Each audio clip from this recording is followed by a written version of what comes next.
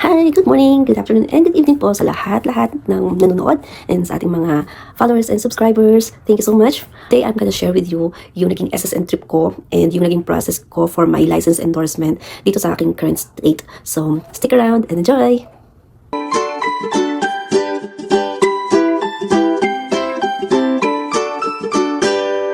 And today is actually medyo late na update, pero tinatry ko naman talaga mag-update. So, pasensya na kung medyo late. And so, yes, we're actually here sa aming assigned state. And dito, dumating ako dito with my family. So, I'm under agency again. Sa mga hindi nakakakilala sa akin, my name is Dayan. I'm under a staffing agency. Sila yung pinaka-employer ko dito. And, yun. And last August 8, we had our embassy interview, and after a week, we received our visa packets. So, ano yung next step na ginawa ko after nun? So, ang next step for us na nasa agency ko is they are actually sending us sa yung tinatawag na SSN trip, wherein we will fly or we will visit a US territory or sa mismong mainland for us to get our SSN or our social security number, na alam naman natin napaka-importante dito para makapag-work tayo legally dito sa US. At the same time, para yung mga benefits natin is legal rin siya at maano natin, makuha natin siya. Okay? So, ano ba yung SSN na tinatawag? Well, itong SSN na to, yun nga, as I've said, ito yung parang magiging, it will give us an authorization to work legally dito sa US. At the same time, it also serve as pinaka-guide natin for paying and tracking our taxes. And also, ginagamit rin yan for us to receive our social security benefits such as yung mga retirement, disability, and Medicare. Yan rin ang SSN for any bank transactions such as yung mga opening an account, kung maglo-loan ka, and credit card. So, who gets SSN? Of course, number one, mga US citizen, yung mga permanent resident or green card holder, and certain non-citizens na may mga working authorization or working visa. So, as I mentioned, yung staffing agency namin, pinapadala talaga kami sa US territory or sa mainland nga para makakuha na or ma-generate na yung SSN namin prior to our deployment sa specific state. And sa case ko, dahil nasa Pilipinas ako, pinadala nila ako sa Guam. Normally, doon talaga nila pinapadala yung mga nurses nila sa Guam, and we will spend like 5 up to a week para magstay doon at makakuha ng SSN. Yung iba naman, gusto nila sa mainland, kasi minsan yung iba may mga relative, so gusto nila nakapunta doon. Pwede naman yung ganon.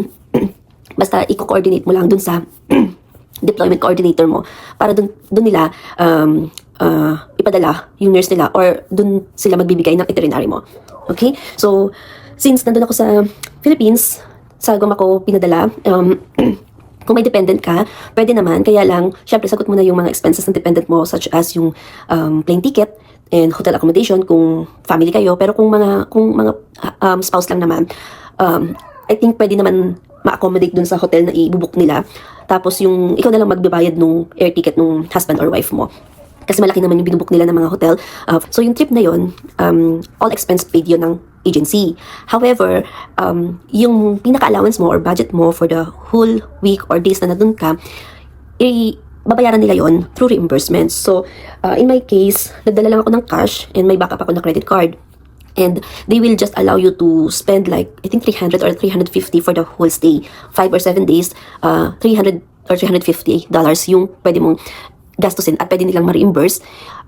At the same time, kailangan yung ma-reimburse mo ay mga sa food or transportation mo lang ginamit. So kung may balak kang bumili ng mga pasalubong or kung anong anik-anik, hindi nila yun i-cover or hindi nila yun ma-reimburse. So, ang babayaran lang nila sa'yo, yung ginastos mo sa pagkain mo at sa transportation. Kaya ang ginawa ko noon, lahat ng mga food related na binili ko, kahit na pasalubong pa yan, basta food, talagang kinip ko yung receipt. And yung sa mga transportation, since meron akong ginamit na apps while I was there, in-screenshot ko lang yun para makasama dun sa reimbursement. Okay? So, last August 25. So, August 25 yung naging flight ko. Around 11 PM yon via Philippine Airlines. So, mga 4 hours lang yata yung naging flight ko noon. Dumating kami ng Guam around past 3 AM na. Ang naging problema ko lang noon is hindi nila na-arrange yung airport pick-up ko. So, dahil medyo maaga pa, medyo madilim pa talaga noon. I decided to stay na lang dun sa airport until mag-umaga, yung mas lumiwanag. Although safe naman siya kasi yung mga taxi naman doon is parang regulated naman sila and official. Parang ano sila, legit naman yung mga taxi doon sa airport, and most of them naman sa kanila Filipino. Kaya ang daming Filipino sa Guam talaga. And sobrang babait nila and accommodating. So yun, parang nakalabas na ako ng airport mga 6 a.m. nun eh. Yun. So, sa aking SSN trip, actually, may mga dinala akong mga documents na importante. And included dyan yung, of course, passport, yung visa packet, nagpidos rin ako. Actually, yung pidos ko, ginawa ko yun a week after kong ma-receive yung visa packet. So, sa pagre-register ng pidos, ikaw at saka lahat ng dependent mo, kailangan registered sila. Ang requirements nila are passport, visa number, valid ID contract or employment contract, and birth certificate for minor. Tapos, kailangan mo lang mag-send ng mga requirements na yon. Then, kailangan mong umattend ng Zoom meeting na i-assign nila or i-schedule nila. Hindi ka pwedeng mamili ng schedule kasi sila yung magpapadala nung appointment or meeting schedule, meeting date, ganyan. Tapos, makaka-receive ka ng registration. So, kailangan mong ikumpleto yon and link for the payment.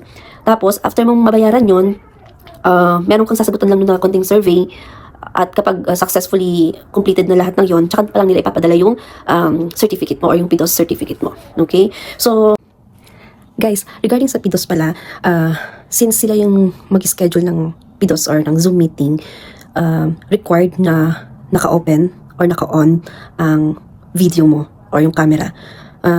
Hindi man as in kailangan full attention ka doon. Nire-require lang nila na naka-open yung camera. Tapos, nag-attendance sila doon dahil nga hindi naman ikaw yung nagpumili ng schedule. So, yun yung i-require nila. Tapos, and yung iba nga may mga work, tapos naka-on lang yung camera nila, ganyan. Sa Zoom meeting or sa scheduled appointment, 13 years old and above required na umattend. So they will give you the Zoom meeting link to attend to. Then below 13, hindi na nila i-require. They will send you automatically yung registration and payment or yung link para magbayad ka ng PIDOS certificate. Kung 13 years old and above yung mga dependent mo, diretso na kayo sa registration and payment and the survey, and then after nun, yun, i-issuehan na kayo kagad ng PIDOS certificate. Pero 13 years old and above, kailangan mag-attend ng Zoom meeting and kailangan mag-appear or umattend. Kailangan ng appearance sa Zoom meeting, mag-on ng camera para sa attendance. Yung iba nag-walk-in, pero siguro yun, anytime pwede ka mag-walk-in kung ano yung preferred date mo. Pero kung online ang gagawin mo, sila yung mag-assign ng date or sila yung mag-schedule, magbibigay ng schedule for you. Upon arrival dun sa NAIA, hinanapan ako nitong visa packet, of course, pero pinakita ko lang naman, tinanong lang naman nila kung may visa packet ako. Pinakita ko lang, hindi naman nila kinuha or talagang tinignan. Tapos, nag-prepare ko lang rin yung green card receipt kasi after ng embassy, kailangan mo magbayad ng green card. So, nag-print lang ako ng just in case. Tapos, for reassurance lang, dinala ko rin yung medical vaccination record ko from SLEC, employment contract, extra valid ID, birth certificate, marriage contract. And of course, nag-register ako sa e-travel. Okay? So, upon arrival sa Guam, syempre doon na yung may immigration sila. Pagpasok ko ng Guam, tinanong lang ako kung ano yung purpose ko. Sabi ko lang dito, kukuha ko ng SSN as a first-time immigrant. So, yung tinanong nila. Tapos, tinanong rin nila kung saan ako magsistay. So, sinabi ko yung hotel, kung gaano katagal ako magsistay. Sinabi ko rin kung hanggang kailan ako at kung kailan yung flight ko pabalik ng Pinas. Of course, tinanong rin nila yung kung sino employer ko or petitioner. And then, tapos tinanong rin nila ako kung saan ako mag-work. So, sinabi ko rin yung hospital na pagtatrabuhan ko sa mainland. And, tinanong ng officer kung ano yung address ng aking petitioner. So, sinabi ko rin lahat yon. Tapos, actually, ni-ready ko lang yon kung saang office yung tatanungin nila. Pero ang sinabi ko yung main office or yung headquarter ng agency ko, which is located sa US. So, yun yung sinabi kong address and contact number. And then, tinanong nila kung saan ipapadala yung SSN card just in case. Sabi ko dun sa address ng petitioner ko. So, while nandun sa immigration office, nag-explain lang sila about SSN, about green card. So, sinabi rin nila kung gano'ng katagal pwedeng expect na ma-release or ma-issuean ng SSN, which is I think 2 to 3 weeks yata, ganyan. Tapos kapag may green card ka na, ano yung mga dapat mong tandaan kapag kunyari lalabas ka ng Amerika, gano'ng katagal dapat wala sa Amerika, yung mga ganong pointers ba. So, mabilis lang naman ako doon sa immigration office, parang mga less than 10 minutes lang naman. Since madaling araw yun, wala naman masyadong tao. And sobrang simple nung airport nila, parang domestic airport lang. Pero ako talaga yung naghanap ng taxi. Since hindi ko pa alam yung apps na gagamitin, nag-cash lang ako dun sa taxi. Tapos humingi ako ng resibo dahil kailangan nga yun, di ba, sa reimbursement. Ayun. And then, yung naging hotel ko doon was the Bayview Hotel. Maganda yung ano niya, maganda naman yung mga facilities and amenities niya. May sarili siyang pool pero hindi ko naman sinubukan. Maganda rin naman yung pinaka-room ko. At papakita ko sa inyo yung naging room ko. Maganda yung naging view. Actually, malapit siya sa halos lahat ng establishments. Malapit rin siya sa seaside. So, ayun. Monday ako dumating doon. Monday morning. Siyempre, boredogs pa ako noon. Nagdala lang ako ng mga ibang mga essentials. Nagdala ako ng pagkain. ng sariling pagkain. May dala akong mga tinapay, kape, kahit alam kong free breakfast naman dun sa hotel, pero nagdala naman ako. Tapos, the following day, Tuesday, ayun, trinay ko yung breakfast nila. Nung kinahaponan, naglibot-libot ako, namili rin ako ng ibang gamit, at saka tubig. Ano pa ba? Maganda naman dun sa Guam, medyo humid lang yung araw na yon. Most of the day, humid yung weather. So, medyo malagkit tayo. Malagkit tayo nung time na yun. Pero, sobrang mafe-feel mo na talagang nasa ibang lugar ka na. Ayun, alam mo yun na talagang ginagalang nila yung mga pedestrian. Diba? Sa Pilipinas kasi makikipagbunuan ka pa sa mga sasakyan, parang wala kang karapatan maging pedestrian sa Pilipinas. So, libot-libot ako ng mga store doon, and maraming mga hotel doon sa paligid ng hotel ko rin. At may mall, at yung mga restaurant, may mga trinay akong restaurant, pero mga ano lang naman yun. Yung parang mga short order ng restaurant, ganyan. And then, the next day, Wednesday, it was August 28, around 12, pumunta na ako dun sa SSA office. So, by that time, meron akong ginamit na Transpo app, which is yung Stroll. So, nagamit ko dun yung credit card, pwedeng credit card ang gamitin dun. So, ayun. And pagdating ko dun, kumuha lang ako ng Q-stub, tapos nung tinawag na yung number ko, pagpunta ko dun sa pinaka-counter or registrar, sabi ko, I'm just here to have my SSN. Tapos sabi nung registrar, i-check na daw niya, I just have to present my passport. Yun lang naman hinihingi sa akin, although buong file kasama ko or dala ko nung oras na yun. After a while, ayun, meron na daw akong SSN or Social Security Number, which is yun talaga yung purpose ko kung bakit ako nandun. So, pinasulat niya lang sa akin sa piece of paper, dinictate niya lang. Tapos, ayun, after nun is, yun lang, pinaliwanag niya na within 2 to 3 weeks, ma-release or ma-issue na nga ako ng pinaka-card or yung physical card. So, actually, hindi pa naman urgent na magkaroon ako ng card. Ang kailangan ko lang talaga is yung number para ma-process yung license endorsement ko. Okay? So, at my third day na pag-stay doon, naka-generate na or na-generate na yung SSN ko. Kasi yung iba, unluckily, kahit after ng stay nila doon, 5-7 days, hindi pa rin nila nakuha yung SSN nila. And they have to wait for several days or weeks sa Pilipinas kung wala pa talaga at hindi ma-release, hindi ma-issue yung SSN. Ang ginagawa ng agency namin is nagsa-second trip. So, meron silang second SSN trip just to follow up yung number nila. Kapag hindi talaga na-issuehan, yung tipong malapit na yung deployment mo, wala pa rin SSN, ang ginagawa talaga is, again, pinapabalik nila sa Guam or may second SSN trip para ma-issuean ng SSN. Ayun ang ginagawa nila. So, ayun. So, yung mga remaining days ko doon, wala na lang. Nasa hotel na lang ako. May mga araw na doon umuulan. Unfortunately, hindi ako nakapunta ng dagat. Kahit na malapit na yung dagat doon, hindi ako nakapunta. Just because, tamad ang lola nyo. tamad talaga akong lumabas. Parang twice. Bali, thrice lang akong lumabas ng hotel during my stay. Nag-SSN, naglibot ng first day, tapos yung second, ibang araw, nagpunta ako dun sa Donkey Village. maganda doon mga girl. Maganda talaga. Kung marami ka lang datong, ang sarap mamili doon. Tapos ang nakakatuwa doon is meron siyang free ride, yung mga bus. Basta doon ka lang sa specific bus stop. Tapos may specific time rin ng pick up and drop off. So, abang-abang lang doon para kung gusto mong pumunta doon sa Village of Donkey. Ayun. Dahil mission accomplished ako sa Guam, nung araw pa lang na nakuha ko yung SSN ko, I already contacted my deployment coordinator na successful nga. Meron akong SSN, may SSN na ako. Tapos, ang ginawa nila is, yun, sisimulan na nila yung aking license endorsement. Kasi kailangan yon. Yung ibang state, I'm not sure, pero yung iba kasi parang hindi naman kailangan ng SSN for license endorsement. So, hindi nila kailangan mag-SSN trip. Ganon. Or, pwede na sila mag-deploy agad, ganun. Yung sa akin kasi kailangan. So, yan. So, sinabi ko lang or sinend ko sa kanila yung SSN ko. And, at the same time, nag-renew sila, or ako nag-renew ng aking New York license. Before ko kasi, dapat kasi, before ka mag-endorse sa ibang state, valid pa yung current nursing license mo, which is yung sa akin, under New York. So, August rin ako nag-renew ng aking New York license. Tapos nag-request lang ako ng aking certificate of registration, yung may bagong expiration date bago ako mag-license endorsement sa current state ko or sa aking designated state.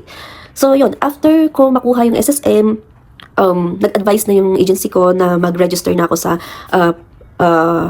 professional regulatory board nila sa state na yon. Tapos, meron na kasi akong naka-file na sa kanila yung aking fingerprint, yung parang pang FBI for criminal background check. So, isasend na rin nila yon. Tapos, ayun, for license endorsement na. For license endorsement, kailangan meron kang valid CES report, either from CGFNS or yung True Merit na ngayon. And meron kang valid English exam. So, ayun. Pagbalik ng Pilipinas, ang aalalahan ko na lang is mag-license endorsement.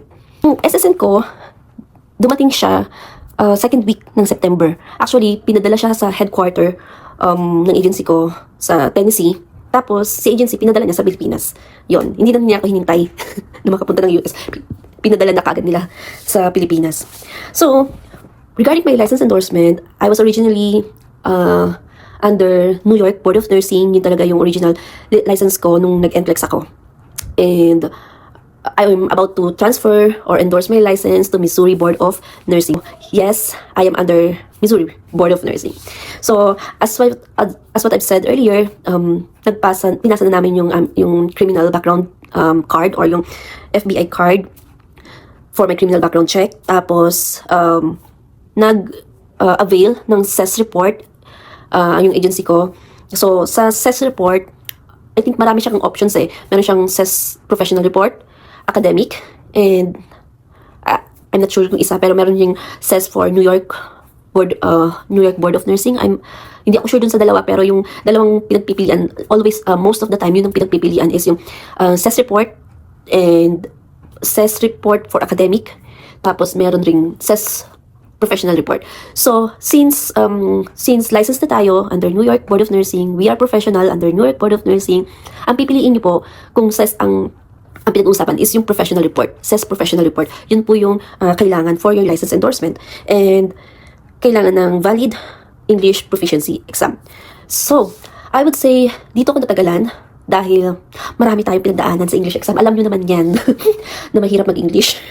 Pero, I know God has His timing talaga. Super proven na yan. Kahit na kala mo end of the world na, God has always His own way. God will surely help you kapag nagda-down ka na at nawawala na yung hope mo. So, ang nangyari kasi niyan is, actually, before pa ako mag-embassy interview or magkaroon ng embassy interview date, nagre-review na ako for my English exam. And IELTS yung pinakuha sa akin. Dahil nung time na nagre-review ako, hindi pa accepted ng Missouri Board of Nursing ang PTE. I personally emailed the Missouri Board of Nursing kung hindi ba talaga nila tinatanggap ang PTE, since PTE yung ginamit ko sa aking visa screen. At that time, PTE yung meron ako, and dahil hindi siya accepted ng Missouri, my agency opted to give me a free English review free English review na ang iti-take is IELTS. So, around third week of July, before ako interview sa embassy, I took my IELTS. It was July 12 nung nag-take ako ng IELTS exam. The next day, July 13, lumabas yung aking score for my IELTS. And luckily, syempre hindi tayo pumasa ng speaking. Medyo nakaka-hurt talaga yun kasi 0.5 na lang yung ano ko. Grabe talaga. 0.5 yung kulang ko sa speaking. Although yung ibang sub-tests, perfect. Almost perfect siya. Guys, talaga. Nakakapanglumo talaga yung time na yun. Kasi, alam mo yun, yung listening ko, yung reading ko, parang galing-galing ko sa listening. 8.5. Alam mo yun, 7.5, 8.5. Yung speaking ko lang talaga yung 6.5. Alam mo yun, parang 0.5 na lang. Hindi mo pa na-push, girl. So, ayun. So, medyo depressed ang peg ko noon kasi nga, hindi umabot yung score ko. So, July yun, sabi ko sa agency ko, after na lang ng embassy interview, para medyo focus naman yung, ano ko, yung brain cells ko. Tapos, actually, ang tawag dito, yung, nag-request ako ng rescoring dun sa speaking. Since, yun na naman talaga ang ano ko. Ako ng rescoring. I think, within that week, nung lumabas yung score ko, nag-request ako ng rescoring for my speaking. Ang mechanics nila sa rescoring is, pag request mo ng rescoring, of course, i-validate nila yon. Tapos, kapag nabago yung score mo, you don't need to pay for it. Ayun. Pero, kung unchanged or walang nabago, hindi nabago yung score mo, you have to pay for your rescoring. Or else, hindi nila i-release yung pinaka-certificate mo or something like that. So, in my case, hindi na bago. Walang pagbabago dun sa score. So, nagbayad ako ng around, I think, 5 or 6,000 doon. Hindi ko lang sure. Pero yon, mga ganung price or 7. Yun yung binayaran ko ng wala lang. Nagbayad lang ako ng wala. So, sabi nila, business lang daw talaga yon. Talagang hindi nila chine-change para, syempre, may kita. Pero, again, nakaka-depress lang na hindi pa rin nabago yung score ko. Kaya sabi ko dun sa agency ko, kung magre-retake ako, after na lang ng embassy interview, para medyo makafocus ako. Which is, I did last August 16. So, it was like a week after ng embassy interview namin. Ang pinagawa lang sa akin ng agency ko was yung one skill retake. So, ang i-retake mo lang is yung speaking or yung kailangan mo lang na subtest para pumasa. So, August 16, nag one skill retake ako. Unfortunately, for the second time around, 6.5 pa rin siya. Wala talaga. Kulang pa talaga yung mga idiomatic expressions natin, guys. So, 6.5 pa rin. At the time, kung nakapag one skill retake ka na, hindi mo na yung pwedeng rescoring. Hindi na siya pwedeng i-rescore. You have to take the exam, the whole exam again. So, dahil ito na lang yung ito na lang yung pending ko for my license endorsement. Medyo natagalan talaga. So, sabi ko dun sa agency ko, kayo, anong i-advise nyo sa akin? So, they decided na i-enroll ulit ako sa English review. But this time, ang iti-take ko is PTE. And fortunately, around May or June, I'm not sure, June ba or August? Parang between that time, June, July, or August, nag-accept na ang Missouri Board of Nursing ng PTE for license endorsement. Diba? Nakakaloka. So, medyo medyo naguluhan pa ako noon, or nagtanong ako sa Missouri Board of Nursing kung accepted nila kahit expired na yung PTE. Kasi yung PTE ko, nag-expire siya nung May. August na yon. Sabi nila, na-accept nila yon, pero kailangan meron yung certain score ma-reach mo. At doon na naman tayo bumagsak. Although, pwede na nang i-accept yung expired PTE ko, ang naging problema is yung mga scores, hindi siya pasok sa banga. So, hindi ko siya pwedeng gamitin for my license endorsement. Sabi ko na lang sa agency ko, magre-review na lang ako after ng one skill retake ko. Nag-self-review ako for my PTE. And, tapos, nung time na yon, may additional questions na sa PTE, unlike nung previous na nag-take ako for my visa screen. So, sabi ko, mag-self-review ako for my PTE at magte-take na lang ako. Okay naman sila nun sa akin. Then, sabi nila, parang pwede namang ma-reimburse yung binayad ko sa PTE kung makapasa. Ganon. So, nag-self-review ako. And at that time, okay na rin yung, yun, naka-register na ako sa Missouri, sa MoPro or yung Missouri Division of Professional Registration nila. Yun yung parang PRC nila dito na nagre-regulate ng mga professionals, mga licensed professionals such as nurses, doctors, engineers, yun. So, kailangan yun. Kailangan ka mag-register doon para makapag-apply ka for license, makapag-renew ka ng license, and kung may mga changes sa yung mga personal information such as your name, your address, or contact informations, kailangan mo mag-register doon.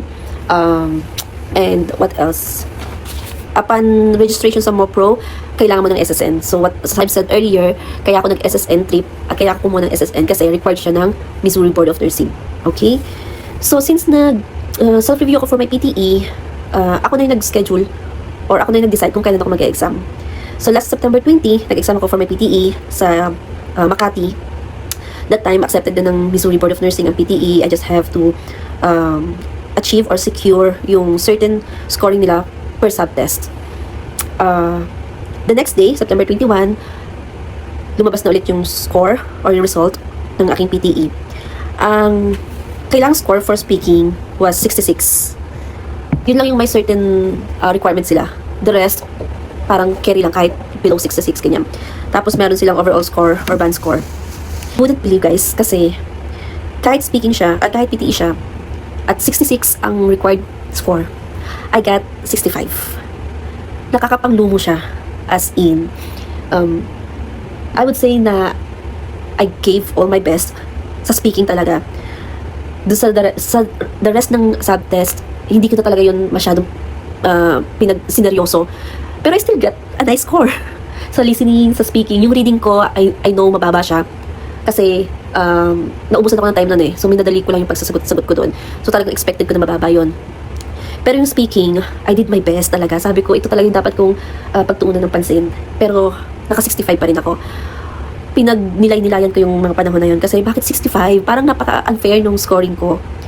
So, dahil confident ako sa aking score, sa aking performance, again, I requested for rescoring. So, sa PTE, all you have to do for you to have a rescoring, kailangan mo tumawag sa kanila para mag-request.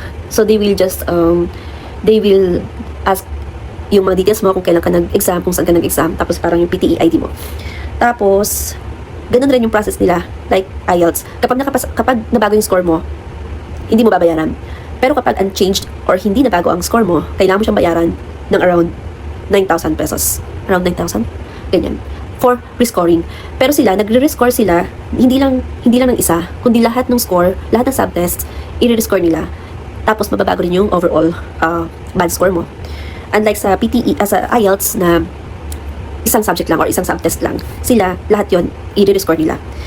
So, dahil malakas ang loob ko na mag-rescore na naman, sabi ko, bahala na, masasayangan na naman tayo ng pera kapag walang nabago. The next day, tumawag ako, the day na na-receive ko yung score ko, agad-agad tumawag ako for rescoring. Tapos, wala akong na-receive na any update about my rescoring for the whole week. As in 1 week, wala. So sabi ko, baka wala talaga. Baka kailangan na talaga akong mag-aral ulit. Tapos dahil natatagalan na rin yung agency ko, kasi atat na rin silang paalisin ako, nagsabi sila na kailangan mo na ulit mag-enroll sa English review. You can take your PTE kung gusto mo, pero yun, kailangan na kailangan guided na ako or may mag-aan talaga sa akin. May mag-monitor ng review. Kasi diba nag-self-review nga ako para sa PTE na to. So sabi ko, sige, go. So, mga last week ng September, in-enroll ulit nila ako sa English review for my PTE.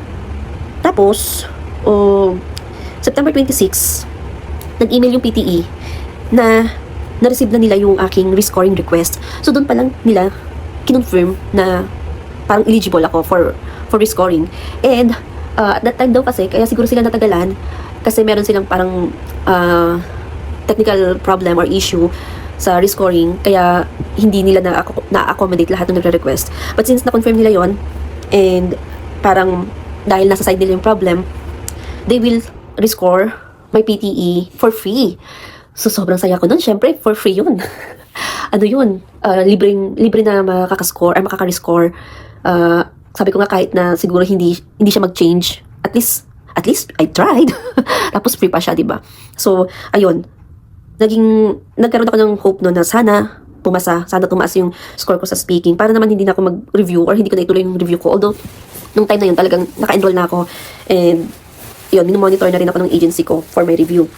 Tapos, it was September 26. October 2 naman, ayan, nag-email na sa akin yung PTE na available na yung aking rescore PTE result or report.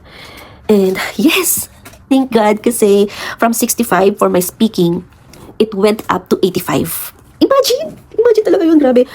Grabe talaga yung saya ko noon kasi parang, wala talaga, parang, kung hindi yun nabago, parang 1 month na naman akong magre-review, 1 month na naman yung paghintay natin, tapos mag-e-exam na naman, nandun na naman yung anxiety mo na pag-e-exam.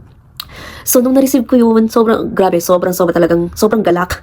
And sobrang thankful talaga kay Lord. Kasi, imagine, naka-rescore ako ng for free. Tapos, yun pa yung, ang ganda pa nung rescoring ko, yung result. And, binalita ko kaagad yun sa family ko. Kasi alam nila yun ang hinihintay ko. And, pati dun sa agency ko. So, I called my coordinator agad-agad. Nung nakita ko yung score ko, I called her immediately. Tapos sabi niya, yeah, that's a good news nga daw kasi hindi ko na kailangan ituloy yung review ko, hindi na kailangan ulit mag-exam, tapos mapaprocess ko na yung license endorsement ko. And yun, sobrang grateful lang talaga kay Lord kasi yung time na yun parang hindi ko na in-expect kung ano man yung result na yun. Basta sige na, nandun na tayo, mag-review na lang tayo, ganyan-ganyan. Pero He gave me something else na talagang unexpected. So after nun, right after kung makita yung result ko, sinend ko kaagad yon kasi dun sa PTE portal, di ba, meron siyang option na pwede mo siyang isend sa mga organization. So, sinend ko kaagad yon sa True Merit or CGFNS. Tapos, yung pinaka-report or PDF form ng report ko, sinend ko rin siya sa Missouri Board of Nursing. Just to make sure. Pero yung iba, hindi daw yun ginagawa. Agad, sa ano lang siya, sa True Merit lang nila sinisend. So, dahil meron akong MoPro account, inattach ko rin siya dun sa MoPro account ko. So, 3 beses ako nag-send or nag-forward ng PTE result ko sa True Merit, sa Missouri Board of Nursing at sa MoPro account ko. Pinasa ko kagad yun. Tapos, dahil dahil yun na lang yung kulang ko sa aking SES report, October 8, nag-request for expedition ng SES report ko, yung agency ko. So, they have to pay a certain amount para ma-expedite yung SES report ko. That was October 8. So, in-acknowledge ng True Merit at saka ng Board of Nursing yung PTE result ko. At the same time, October 9, the following day, na-issuehan na ako ng SES report. So, meron akong valid SES report. Tapos, yung SES report na yon, pinward agad sa MoPro ng agency ko. Tapos, that time, nag-check pa ako sa internet kung gaano katagal mag-license endorsement or mag-issue ng license ang Missouri Board of Nursing after makumpleto yung process or yung mga documents na kailangan. So, sinasabi dun sa mga result, mga 1 to 2 months bago ka magkaroon ng license through Missouri Board of Nursing. Well, in fact, it was October 9 nung nagkaroon ako ng SES report. October 9 lang, parang early evening, mga 8 or 9 p.m. na issuehan ako ng SES report. After mga 1 hour, it was 10 or 11, nag-email na sa akin ng Missouri Board of Nursing that my license has been issued. Sabi ko, ang galing kasi kaka-search ko pa lang kung kailan magla-license or mag-i-issue ng license. Sabi 1 to 2 months. Pero ngayon, ito na, may license ka agad ako after kung i-issue ng SES report. And again, I believe si Lord talaga yung kumilos sa buong process na to kasi hindi ko naman na-expect na within half day siguro may license na ako. And yun, siguro nakatulong doon sa akin was in-attach ko sa MoPro account ko at the same time, sinend ko mismo sa Missouri Board of Nursing yung PTE result ko. So, I think they were just waiting for my SES report dahil alam naman nila na may valid PTE result na ako or English exam English proficiency exam. So, may record na sila. So, ayun rin siguro yung constant follow-up ko sa True Merit. Constant follow-up ko and my agency sa True Merit. Kasi it was like parang group effort, team effort ko at ng agency ko since dalawa kami yung nagpa-follow up ng True Merit at ng sa Board of Nursing. Kaya napabilis yung issuance ng aking license. Hindi mo talaga i-expect kasi within that day talaga, 1 day lang, ma-issuean ka ng license. Parang sobrang ano lang talaga siya, impossible kung sa iba. Pero walang posible kay Lord talaga dahil within the day, binigay niya sa akin yung missing piece na lang ng puzzle ko. And yun, doon nag-end yung struggle ng paghintay, lahat ng pending, lahat ng hinihintay ko, doon na nag-end. The whole October, is parang answered prayers sa lahat. Nakapasa ng PTE without paying, without retaking the exam, na-issuehan ng CES report na napakabilis. Of course, nag-expedite naman kasi talaga si agency, kaya siya bumilis. At the same time, na-issuehan ng aking designated state, ng license sa aking designated state. Within that period of time, lahat yung dumating. And akala ko nga magdi-December pa ako eh. Maabutan pa ako ng December sa Pinas. Pero since alam naman ni Lord yung prayers namin, yung desire ng heart namin na sana makaalis na, sana hindi na, ewan ko, ayokong umabot ng December, sana. Kasi nga parang Christmas season na yun, di ba? Parang nakakalungkot naman kung doon ka pa aalis. Kaya sabi ko, as much as possible, sana earlier ng December, makaalis na. Tsaka maraming utang, kailangan magbayad. Maraming bills. And yun, sa yung mga nakikita ko kasing parang license endorsement going to Missouri, parang natagalan sila. Siguro, ang tip ko lang na mabibigay is constant follow-up. Tapos, mag-direct kayo ng email sa Missouri Board of Nursing. Ilalagay ko yung link nila dyan. At ano pa ba? Yun, sa True Merit, dahil may expedite request naman yung agency ko, kaya siguro napabilis rin. Pero ang pinagtataka ko lang ko talaga is, the same time na na-issuehan ako ng CES report, na-issuehan rin ako ng license. Sabi ko, siguro kasi alam na nila na may, yung kulang ko yun na lang eh. So once na nandun na yun, wala na, perfect na. Tapos na ang issue ko. So, yun lang sa aking SSN trip and license endorsement. Bihira yung mga nakikita ko nagla-license endorsement to Missouri. Siguro ilan lang sila. Pero, kung may mga tanong kayo about Missouri Board of Nursing, I will try na i-answer yon since may experience na tayo doon. Ang importante lang is, meron ka na ng mga valid na requirements nila. Ang kailangan lang naman nila is yung CES report and your English proficiency exam, which is carry na natin yan. So, yun lang guys, and thank you again for watching. See you on my next vlog. Bye!